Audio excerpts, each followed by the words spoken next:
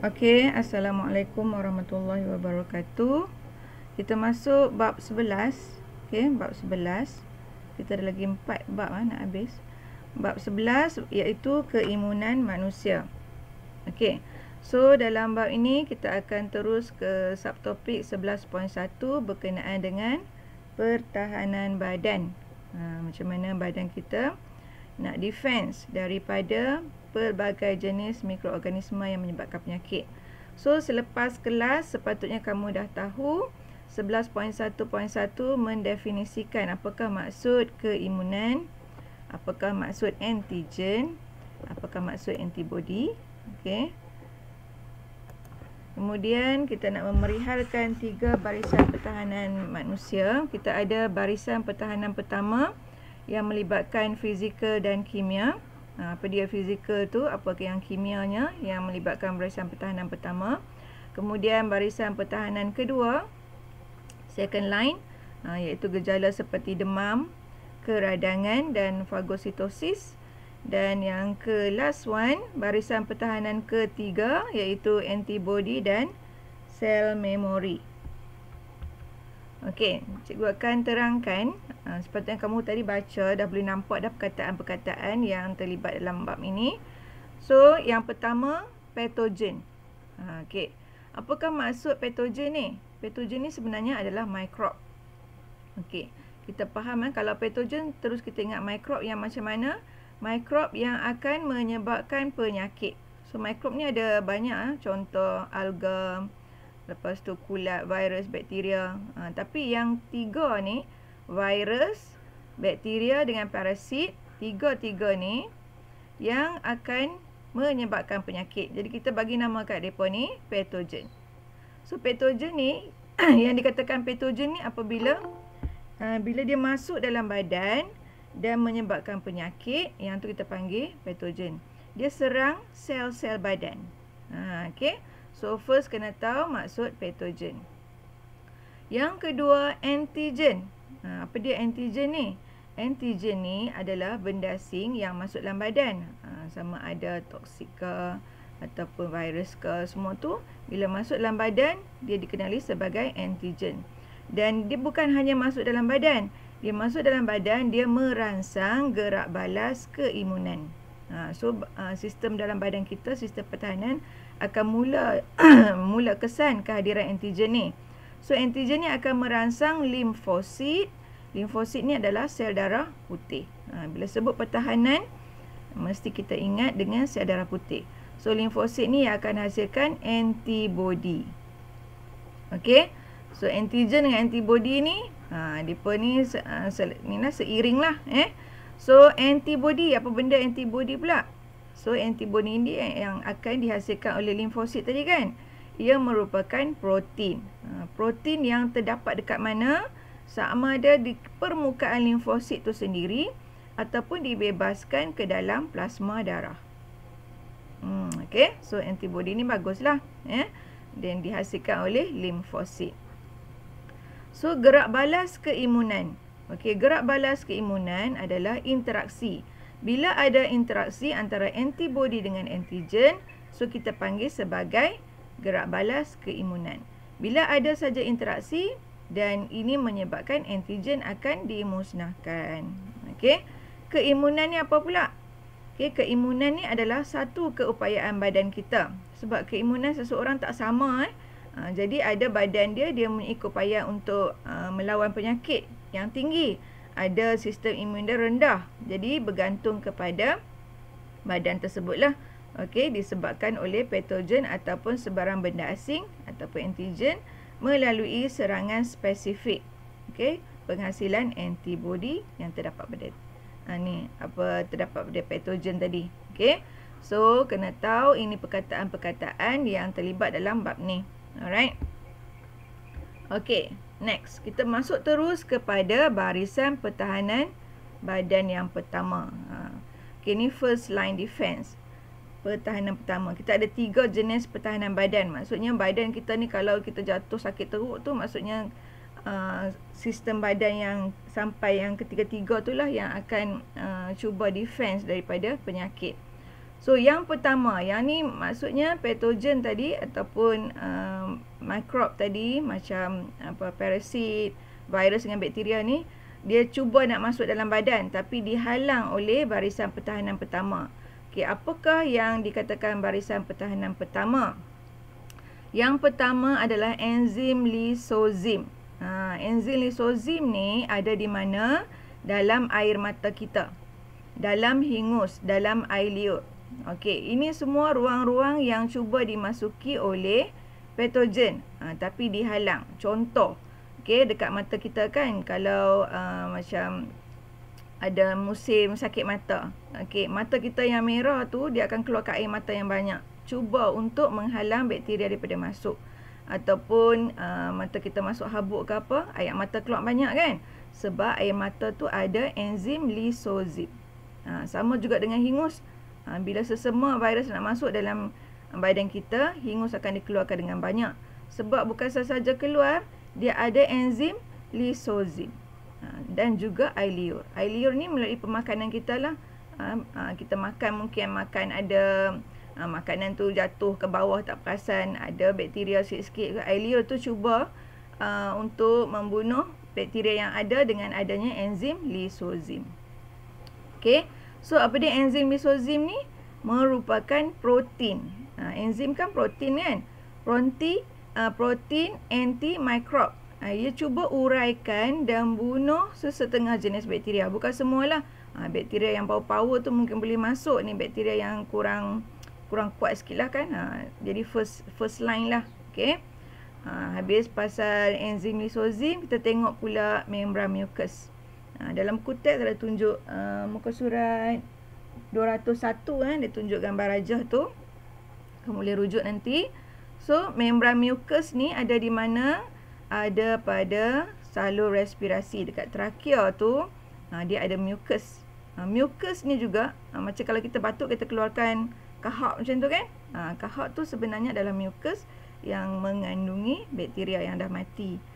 So, lapisan salur respirasi ni dia rembeskan mucus. Yang mucus ni ada enzim lisozim juga.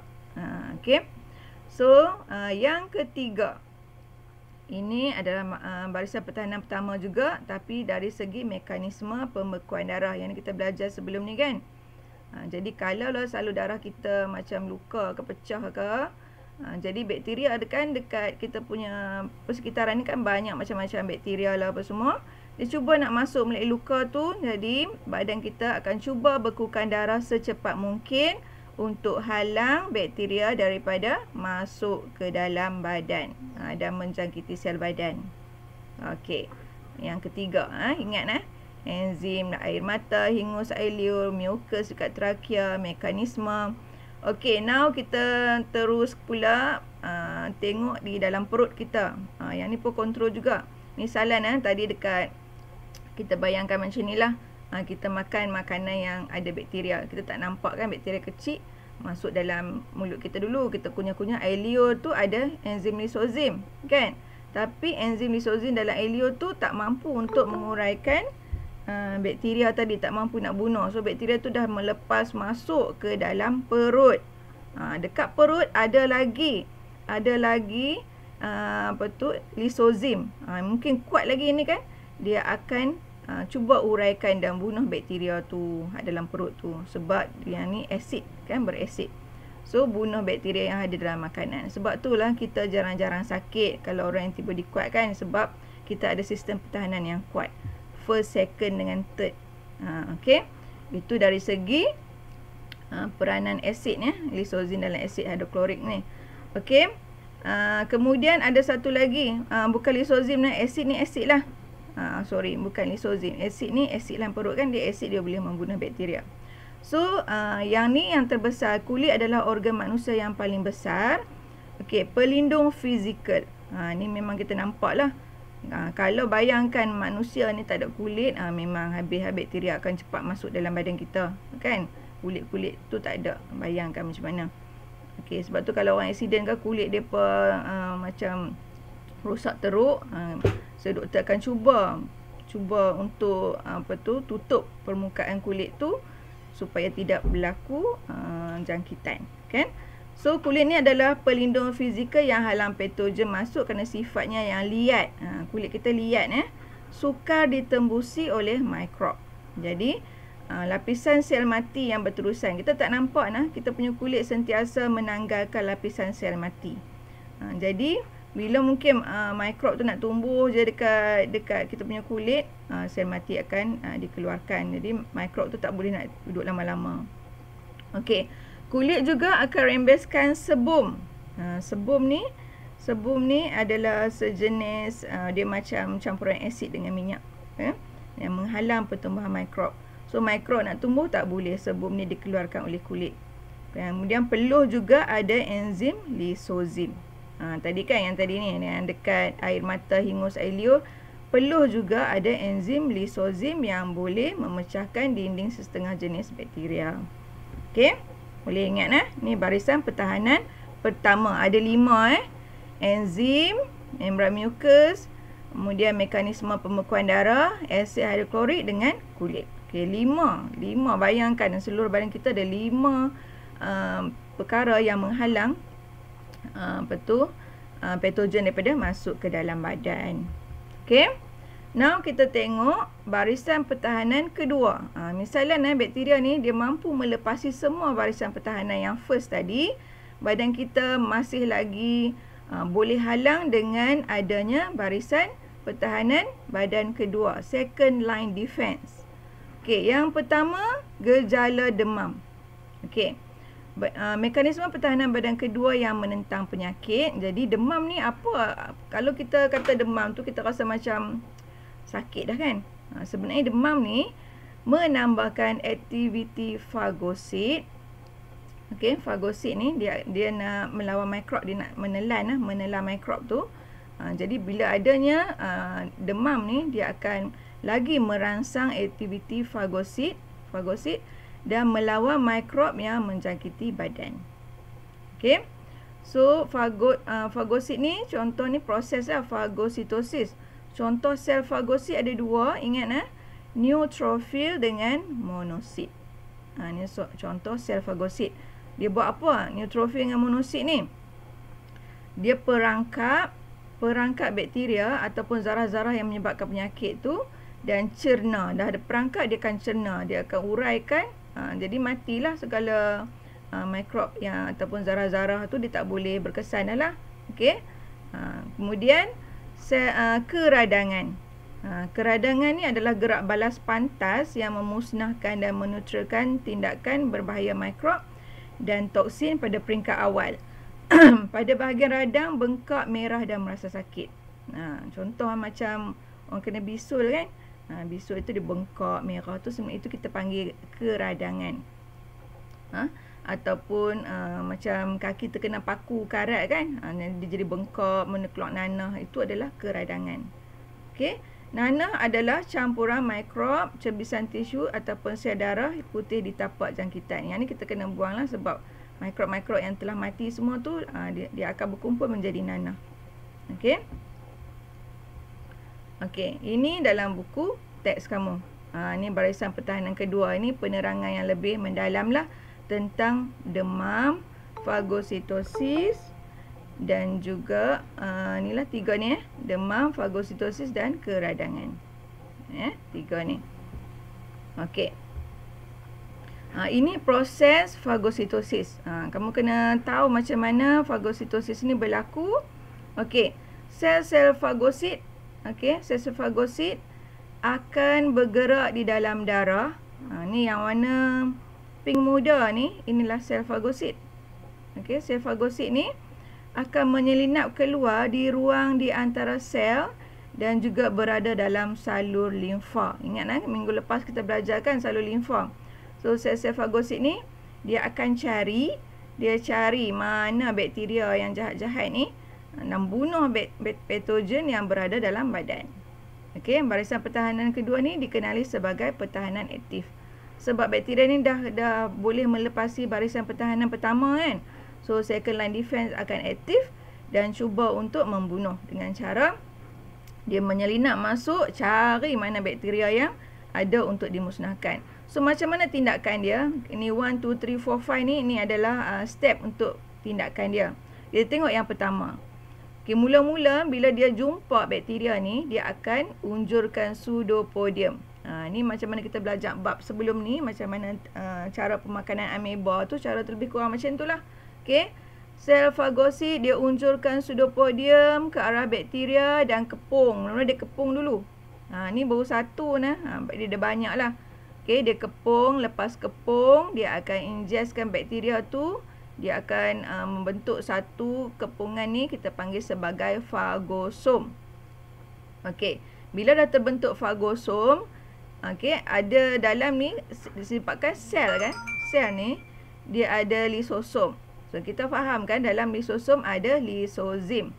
So lisozim ni cepat-cepat mai dekat fagosom ni dan bergabung. Sebab dia nak rembeskan lisozim ni kan enzim hidrolitik. Dia akan rembeskan untuk mencernakan semua bakteria yang jahat ni. Kita panggil sekarang bila gabungan depa ni dipanggil fagolisosom. Jadi fagosom bergabung dengan lisosom yang merembeskan lisozim ke dalam fagosom. Okey, kemudian nombor 4.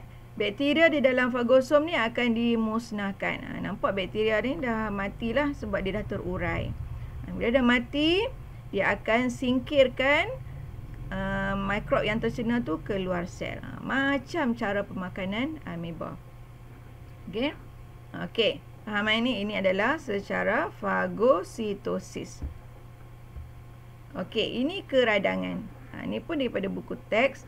Ini cara macam mana tindakan keradangan berlaku lah. Okey. Keradangan adalah satu gerak balas pantas. Dia cepat jadi. Okey. Contoh macam kalau terpijak paku ni, contoh paku kan. Cepat dia jadi dalam masa beberapa jam, mungkin 24 jam macam tu, dia cepat dia jadi merah kan. Okey. Keradangan ialah satu gerak balas pantas yang musnah dan neutralkan tindakan berbahaya mikrob dan toksin pada peringkat awal jangkitan. Okey, bahagian radang membengkak menjadi merah dan sakit. So gerak balas ditunjukkan ikut step ni ya. Tengok satu persatu. Okey, bila berlaku macam kena cuk paku macam ni kan.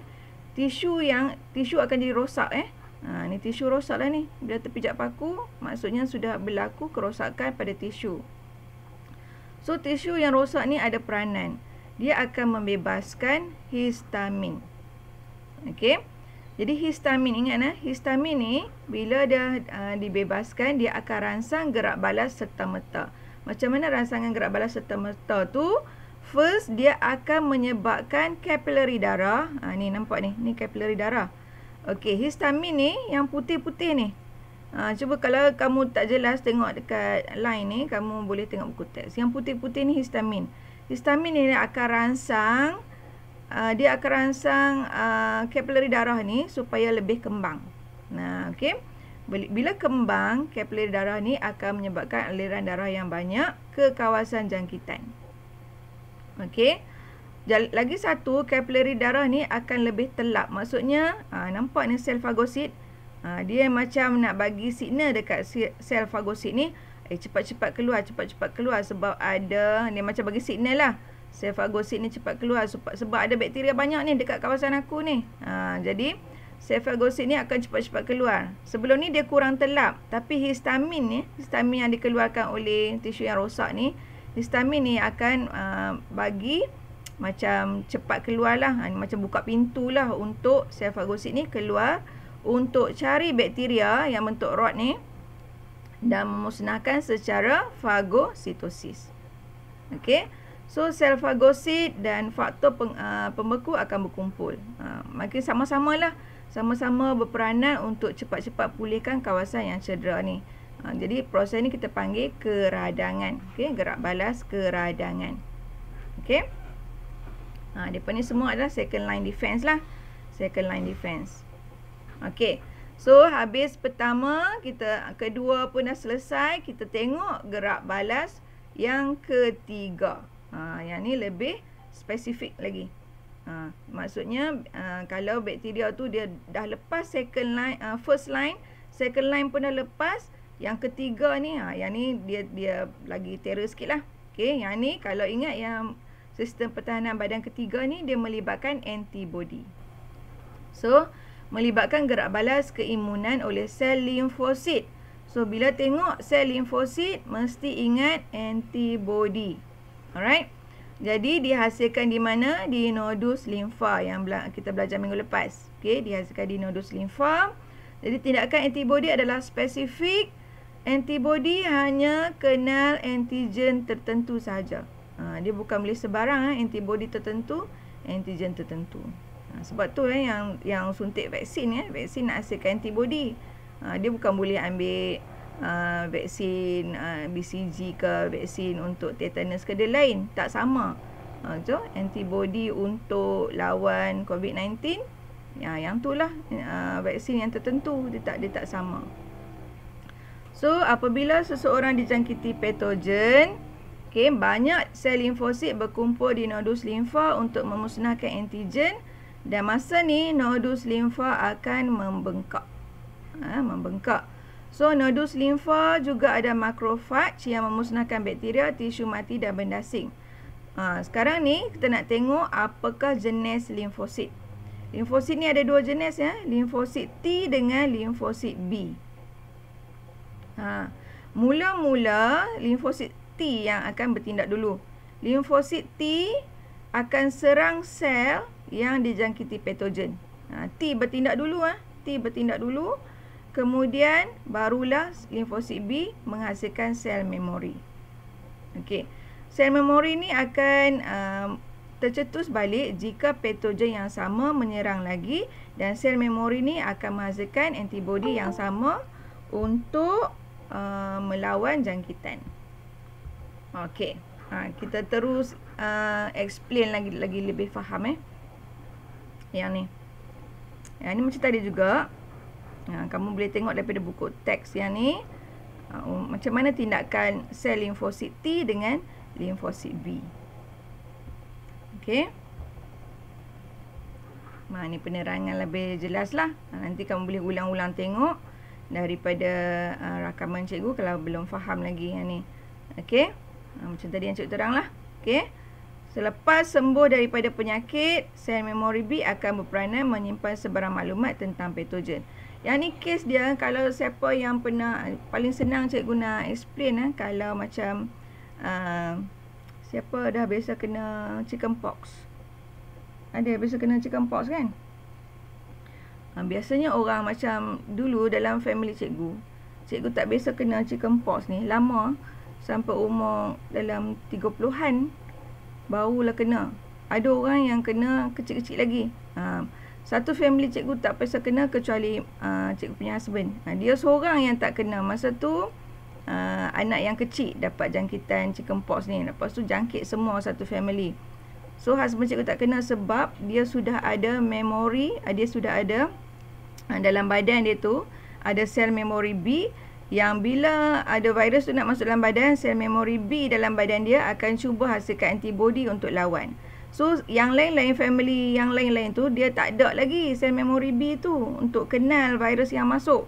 Sebab tu baru nak hasilkan sel memori B. Sebab tu semua orang kena kecuali sebenarnya cikgu dia tak kena sebab dia dah ada sel memori B untuk hasilkan antibody untuk lawan virus chickenpox tu. Okey, faham itu jadi maksudnya sekarang ni bila kami semua dah kena, kalau ada lagi jangkitan di kawasan ataupun adik-beradik lain yang kena, kami tak kenalah sebab kami dah ada antibody untuk chickenpox tu. Okey, faham okey. So kita terus kepada soalan. Ini praktis formatif 11.1. Ini semua daripada buku teks. So kamu nanti salin balik soalan untuk perbincangan Okey, apakah maksud keimunan? Okey, apakah maksud keimunan? Boleh cari daripada buku teks tu. Keupayaan badan kan? Sekejap, bateri lu pula. Sekejap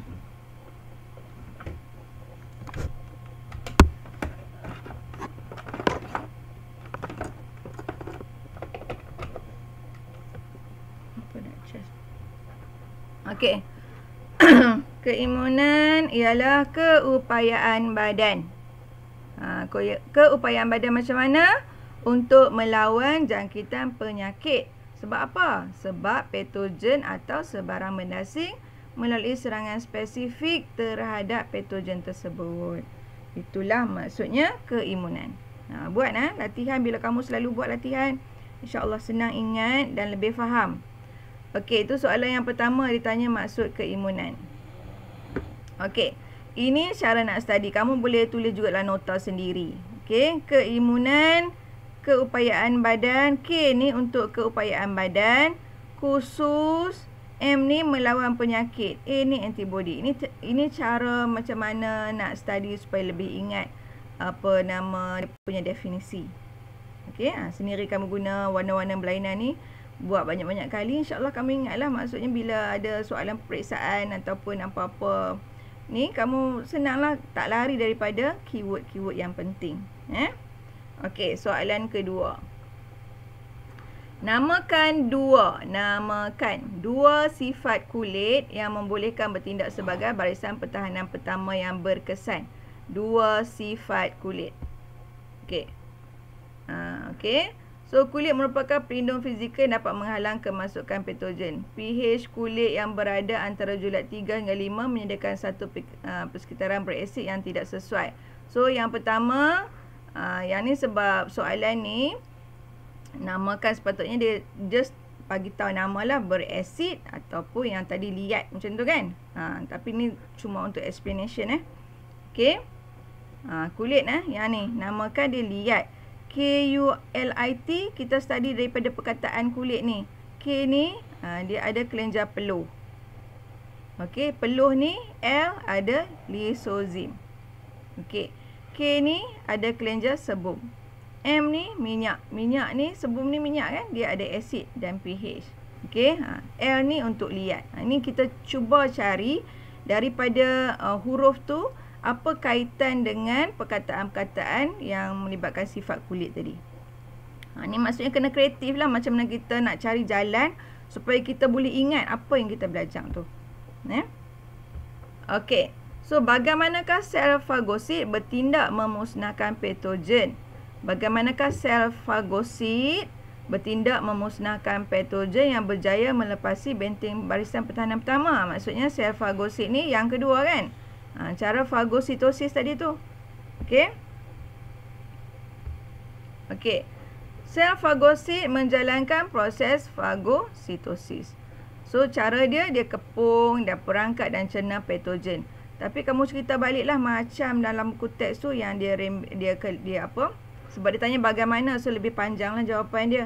Dia kepung, kemudian bentuk fagosom, dia rembeskan lisozim, memusnahkan bakteria tu sampai jadi macam sel fagosit yang dicernakan dan mengeluarkannya daripada sel fagosit tu. Okey. Okey, bezakan antara antigen dengan antibody. Antigen ni adalah molekul protein yang wujud pada dinding atau membran luar patogen atau bahan asing. Antibody pula adalah protein yang dihasilkan oleh limfosit yang bertindak untuk memusnahkan antigen tersebut. Itu bezakan bezakan. Okey. Ini soalan objektif.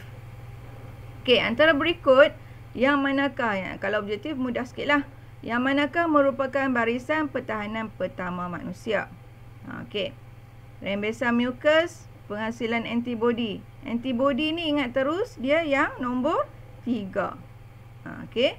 Fagositosis nombor 2. Okey, keimunan ni bukan dia punya barisan pertahanan. Okey, keimunan ni dia nak cerita definisi. Kan? So jawapan dia adalah A. Cuba tengok ni cara nak study dia buat macam ni Mucus, dia tulis perkataan mucus. Apa kita nak kaitkan dengan mucus ni? Huruf K. Kill. Kena kreatif lah ni Kill pathogen. So, ni lisozim. Dia buat L ni. Ni huruf K. Tapi satu ni mewakili L. So, lisozim. Cari jalan macam mana kita nak ingat. Ini kena kreatif. Ini contoh lah. Cikgu bagi contoh. Ada orang study macam ni lah. Okey. Soalan nombor 2.